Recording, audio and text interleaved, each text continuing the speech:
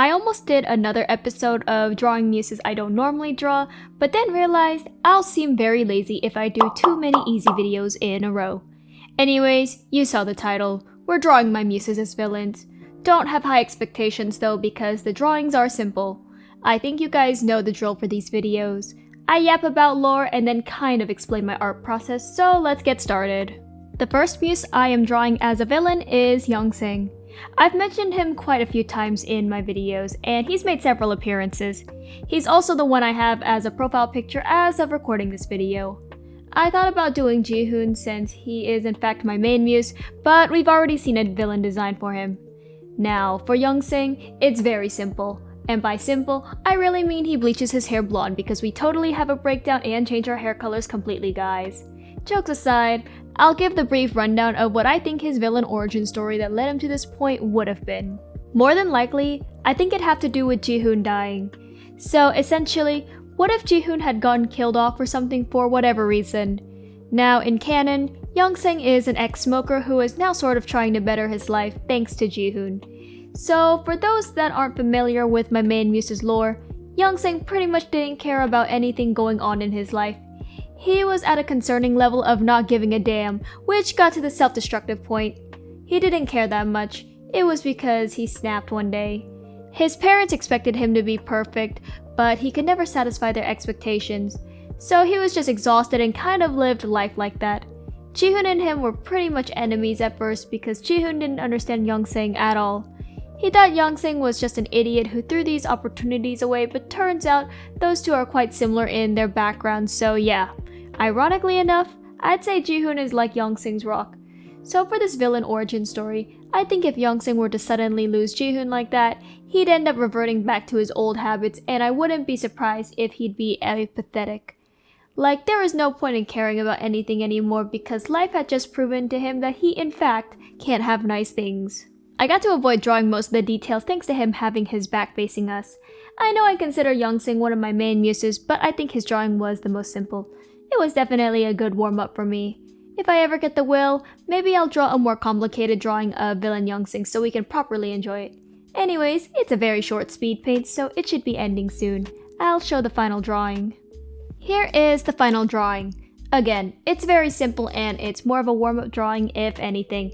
At the very least, I have an idea on what to do if I ever need to have him be some villain for whatever reason. The next muse I'm doing a villain design for is Yova. Yova isn't one of my main muses, but I wouldn't consider him a basement muse either since I've drawn him enough times. I thought it'd be really interesting to see what he's like as a villain. He is one of my more cheerful muses despite some of the hardships he faced. So how would he become a villain? It's simple. Vidinaya died and he'd be trying to take revenge on whoever killed her. At the same time, he'd probably end up being pretty destructive to the areas around him.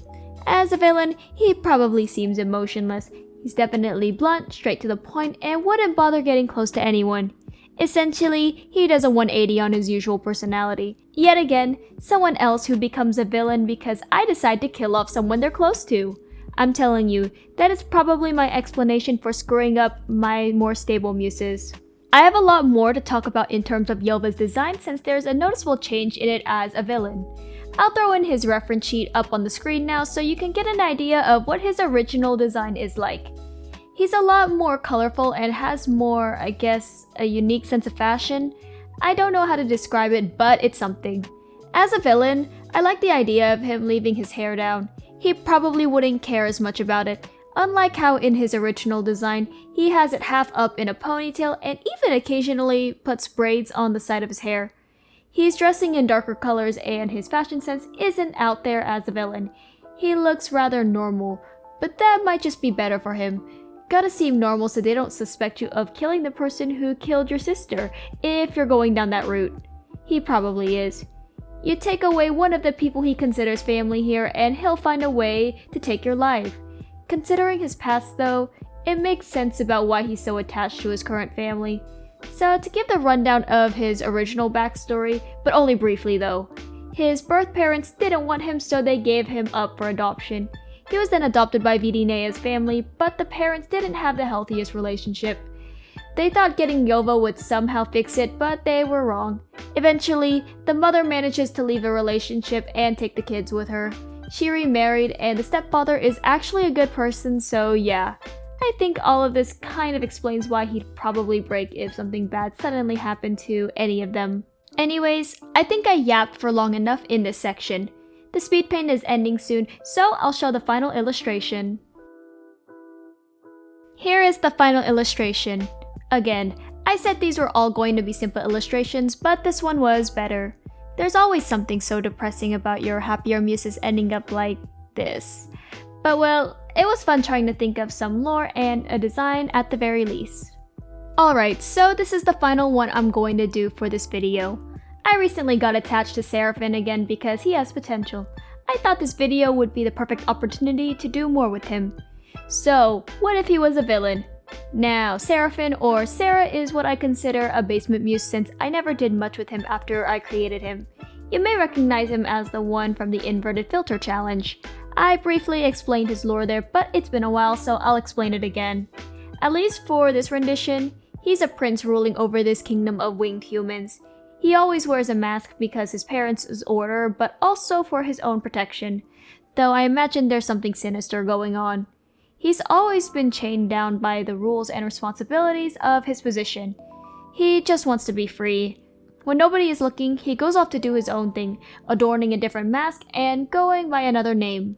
He pretty much just steals and wreaks havoc, but it gives him this thrill and even a little bit of joy that he's been missing. It's not healthy, but it's something. The thing with Sarah is that he has two different personalities. The one he puts on for everyone else and his actual personality. The one he puts on for everyone is a lot more formal. He fits the image of an ice-cold, refined prince. He can seem very emotionless when speaking. His actual personality, he's a lot more childish. He seems carefree and lighthearted, even if his situation says otherwise. The one thing that remains consistent is lies and being sort of a walking contradiction. Now, we might be asking about how do I give him a villain origin story for this? Well, what if he just remained trapped in his position? Maybe he was caught one day and was punished harshly by his parents, so now he's just a shell of his former self. He'd just essentially be ruthless, cold, distant, etc.